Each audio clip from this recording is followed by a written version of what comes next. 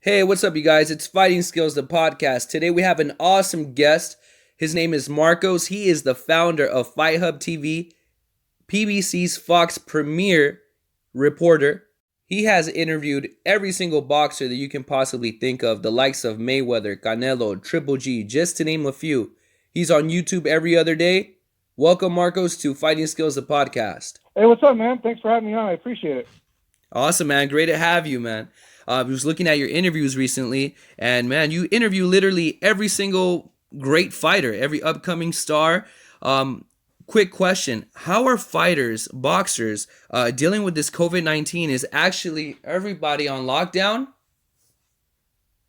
Yeah, well, a lot of people that are in, the more populous states like New York, here in Los Angeles, they're on lockdown. The gyms are closed. I've seen on Instagram a lot of the fighters are at home doing home workouts. There's a few that are going to the gyms, but if they are, it's just them or like one other person that are in the gyms training and stuff. But I think overall, they're like the rest of us. They're going through this the same way that we are. Having to be at home and finding creative ways to pass the time, or drinking a bit and watching Netflix and playing video games, just like everybody else in the country and in the whole world. Has anybody in your family been or a friend came across the COVID-19? I know a person that thinks that she got it a few weeks back, like 6 weeks ago. She never got tested because the time that she went to the doctors, the two times, she they told her that they didn't have the test and that it wasn't here yet in the States. But she had told me that she experienced all the symptoms of it, and she was pretty sure that she did have it because she had like pneumonia for like 3 weeks. And then another friend, actually, her cousin in Lebanon died from it. So yeah, I have known people that have gotten it that are in my circle of friends. So it's very real, man. When they first announced it, I didn't take it lightly. Like I believed what they were saying because I also have a doctor friend that was telling me that it wasn't a joke, and this data was just the tip of the iceberg. She told me. So after I had that chat with her, I immediately, because I was in Washington, actually, I was Washington D.C., and I was thinking about staying because we had one of our Fox shows canceled. And just by chance, I was eating at a restaurant. She gave me a call, and she convinced me to come back here to California.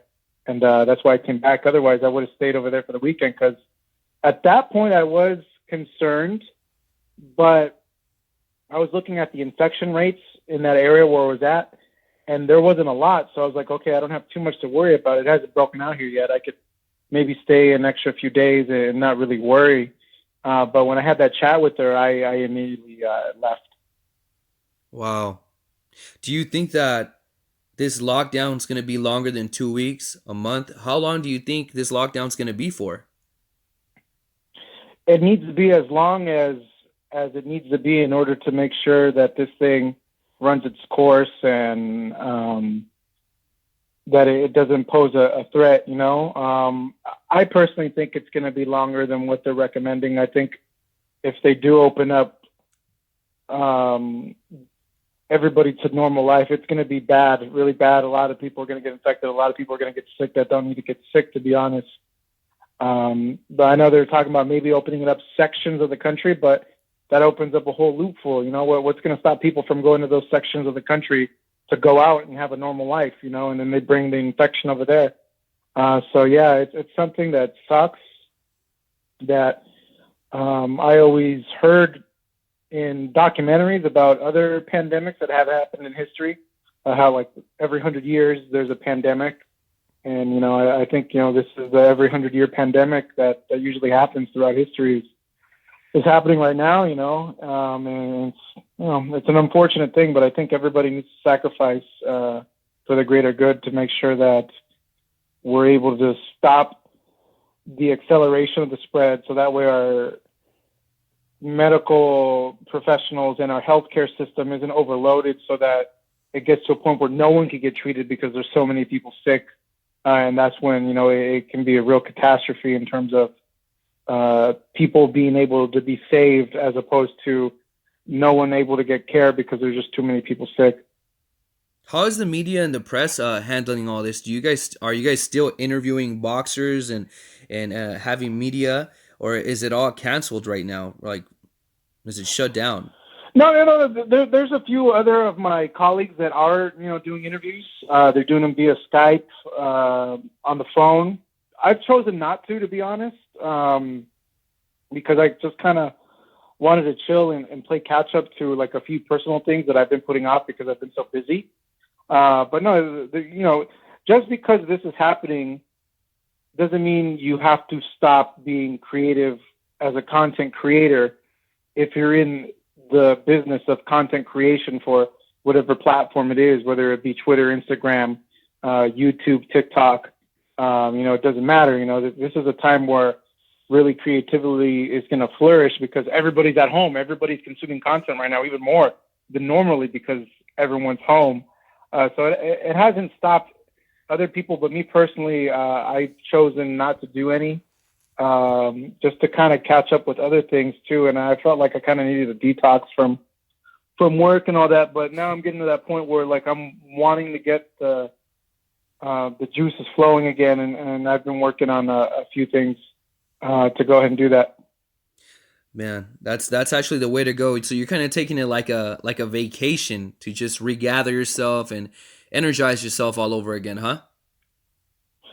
In a way, I always try to look at the positive of every like bad situation. Like, this situation sucks. It's not ideal. It's terrible for everybody. Like some days are good and some days are bad. Like some days I'm really productive and other days I'm not productive and I'm sad and I'm bummed out and I don't want to do anything. Everybody goes through those days. But I think in situations like this, you have a lot of downtime and you have all the time in the world, might as well use it to be productive and learn something or do something or catch up on something you've been putting off. And even more, you have all this time, use it to better yourself or better your work situation. You could learn a new skill to apply to whatever work you're doing. So, it's a good time to do all that too right now. Nice.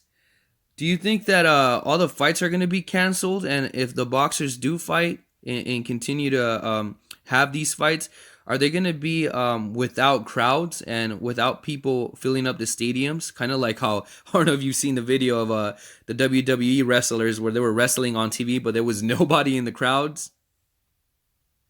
Yeah, you know what? That's a really interesting thing that the WWE is doing, and I think maybe, boxing promoters and UFC MMA promoters will look at that and be like, hey, they're able to hold shows with very small personnel and they're making sure no one's sick and they're still able to perform. So, maybe that might be possible. I know on our end for Fox and PBC, I've been told that we're not having any shows. So I want to say June, I believe, or they've canceled everything up until June, depending on how this all plays out, and even after that, I haven't heard how they're going to do it. I think they're just kind of waiting to see how this whole thing plays out. I would imagine if it's still really bad, they won't put on shows because it's just, when you look at the logistics, like it's going to be hard. You got people in camps training, there's people there, and then you got to fly them over. That's another exposure risk to all. And there's a bunch of people because if you have a whole card, that's a lot of people, and it becomes a big old risk for everybody in terms of if somebody has it, especially because this COVID-19 is, a lot of people are asymptomatic. They don't even know they have it. And then the symptoms don't show up until 14 days in. So, I don't know. Is it possible? Can they do it? Yeah, they can, but they're going to have to come with very stringent protocol. And off the top of my head, I would think, everybody's going to have to be monitored and tested every few days. And then, I don't know, boxing's very loose in terms of having a central authority to go ahead and demand that. And then the other thing is, the commissions in Nevada and California and New York, have put a moratorium on all events. So like they'd have to find a state or a site to be able to hold these fights where they can get licensed by a commission. The UFC has been having trouble with that, putting on their fights as well. So there's a lot of things that would have to be put in place in order for that to happen. So, I think everything's up in the air, but I think, a few months down the line, it might be possible where they do these shows with a limited amount of audience or just, the essential personnel for the time being. Would fighters get paid more because of the health risk? You know what? I don't know. That's something the fighter would have to bring up with the promoter. Certainly there is a health risk if you're going into a fight already. Right. No, but a COVID-19 risk compensated during this time. That's an interesting thing. I know workers that are working in essential businesses. Are they getting an extra bump in pay working during these times? I don't think they are. So I don't know if that would apply differently to this. That's certainly an interesting thing to bring up, but I think the fighters will be so antsy to get to fighting and make their purses that might not be an issue that's brought up. But, it's an interesting one to kind of, get a sample, a survey of fighters to see if they would demand that or if they would even want to fight during a time like this. Yeah, I mean, I think it would be a good thing. I mean, especially if the fighters are going to risk, exposing themselves to COVID-19. I think they definitely deserve a bump in pay, And then, what do you think? You think there's any known boxers right now that are actually infected with the COVID-19, or is there nobody in the roster as far as the PVC promotions and pretty much all the promotions? You think all the boxers right now are not infected, or you think there might be some that don't even know it? I think there might be some that don't even know it. There's a lot of people that don't even know it, that have it, From my knowledge, from what I've heard and read, there's only one person that feels they have it, and they had it that was a boxer, and that's Otto Wallin, who's in New York, which is actually, the epicenter right now here in the United States for the COVID-19 outbreaks. And he says he feels like he has it because he's lost his sense of smell and taste. Oh, wow. And they're saying that tends to be one of the symptoms as well. But he chose not to get tested because he wanted to save his test for somebody who really needed it, like an elderly person. So he just went ahead and self-quarantined himself. But from the top of my head, if there's fighters that live in those epicenter areas, of course they're at risk, and I hope they've all been staying in and been taking extra precaution because, it affects everybody differently. And it's not even that, they're seen as the healthiest of people, these professional athletes, but it's not that they're not going to be okay. They probably will be, but, who knows if their parents won't be okay or if they don't take the proper precautions of self-quarantine or, somebody else's parents who doesn't have that great of an immune system. So I just hope, that everybody is taking the proper precautions. Everybody pray for Bob Arum. No, yeah, I hope Bob and the older people that are in our sport and just in general, just older people in general, I hope, that they're listening and heeding the advice that medical professionals are saying. And us too, my mom, a little stubborn, she's a Mexican lady, says that, she's lived through everything a lot, and I've got to keep reminding her that, hey, you're in the target group that's at most risk because, she looks at it like it's something that it's not too bad. And I got to constantly remind her that, no, you're at a very high risk for this. So, it's better to stay put. Do you think Donald Trump handled this whole situation good? Do you think he, handled it just in time, or do you think he waited too long? I haven't really been following his handling of it very closely. So, I can't give a very accurate statement when it comes to that, to be honest. I wouldn't feel comfortable making a statement because I don't have the full picture of when he found out, what he did, and when he was notified that this thing was coming out and stuff like that. What I do, I have a lot of friends that work in the medical field, and from when they've told me, they say that they don't have masks. They're having a hard time getting masks. They're having a hard time getting tests. Tests aren't coming in. The tests take too long. So, I do know that from secondhand accounts. So no, that would be firsthand account. That they're not getting the stuff that they need, or they're running out of stuff. So that I have heard from them and about the situation. How are you handling the COVID-19? Did you stock up, pile up on weapons? Do you feel like, things are going to take, a bad turn, or do you think things are going to get better? How are you handling, and how are you going about the COVID-19? Yeah, man. Luckily I usually buy in bulk from Costco anyway. So like before I left for my work trips, before all this stuff was playing out, I actually, was lucky and I had stocked up on the essential needs like toilet paper and paper and food and stuff like that. So I'm pretty stocked up. Why was toilet paper the first thing you mentioned? Did you pile up on food? Yeah, no. Well, I bought one of those big jumbo rolls that they sell at Costco.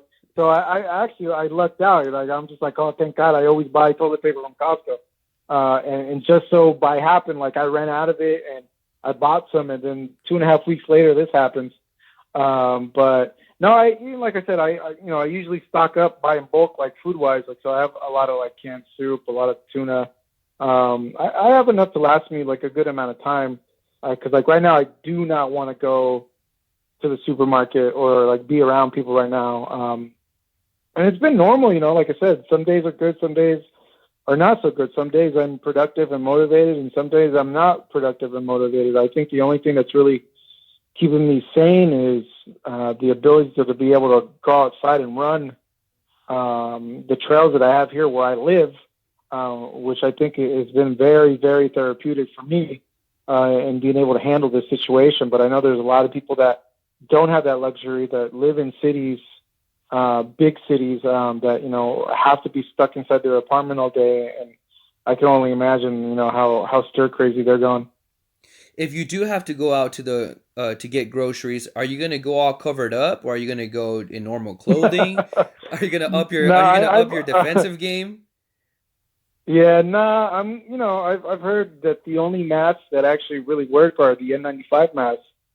And by chance, I found two yesterday because I had a survival kit, not survival kit, but an earthquake kit hidden in my closet that I didn't even know about.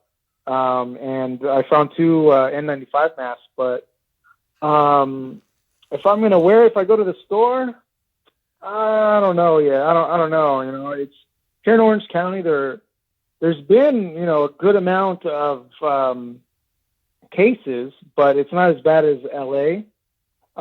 So I'm not sure yet. I know I'll be very, very careful where I go, not to touch anything and to sanitize and to wash my hands. But I don't know if I'll be wearing the mask. I don't know. It depends. Are you gonna stand 6 to 9 feet away from everybody? Hell yeah, I am. I'm not gonna get close to people. I don't trust people, man. I don't trust if people are taking the same precaution as I am. What about when you have to go back to work and interview people? Aren't you like 4 feet away from all the boxers? Oh man. I hope when that time comes that this is all done and done with, to be honest, Let's hope, man. Let's hope. Well, man, it was great talking to you, Marcos. Great to hear, how you're handling this COVID-19 situation. And we love Fight Hub, one of the best resources as far as media for all the great boxers right now, upcoming fighters. Last question. What upcoming fight are you most excited about? Shoot, any fight. Seems that there hasn't been anything. I was, let me see. Oh man, I got to think, what upcoming fight? Of course, like the Canelo versus Billy Joe Saunders fight, I was, interested in seeing style-wise, how would that play out? How would Canelo handle someone like Saunders, seeing the last time we saw him in a fight with somebody with a style similar to that was against Irizlandi Lara, and many people thought that he lost that fight. Wilder Fury 3, you know, I want to see how Deontay Wilder is going to come back from all this. You know, a lot of people are counting him out, saying that he was a fraud and excuse, but it's like, dude, Wilder could still knock this guy's lights out. Like, you know, like, don't count him out. Like, he could still come back and knock out Tyson Fury in this fight, and everything's all good and gravy with him, you know. Shoot, there is a lot, you know. I want to see Charlo get back in, Errol Spence against anybody, Manny Pacquiao, if he does go ahead and fight Mikey Garcia, that was going to be a great fight. You know, there's a lot of stuff that I was looking forward to, but, you know, unfortunately, nature happened, this happened, and, you know, we got to wait, but I hope at some point that everything gets back to normal, or at least some sort of normalcy soon. I agree. Let's just hope Deontay Wilder doesn't wear like a 60-pound suit in the walk-in. Yeah, let's hope not. Let's see what he wears next. I'm excited for all the fights too, brother. Well, great talking to you, Marcos, and stay safe out there, brother. Okay, you too. Thank you. You got it, brother. Take care, man. Okay, you too. Peace. I make the girls go wild. I shut the whole club down. I make the loudest sound. Tell them you need my crown. Baddest of my hometown. Hey, try if you want.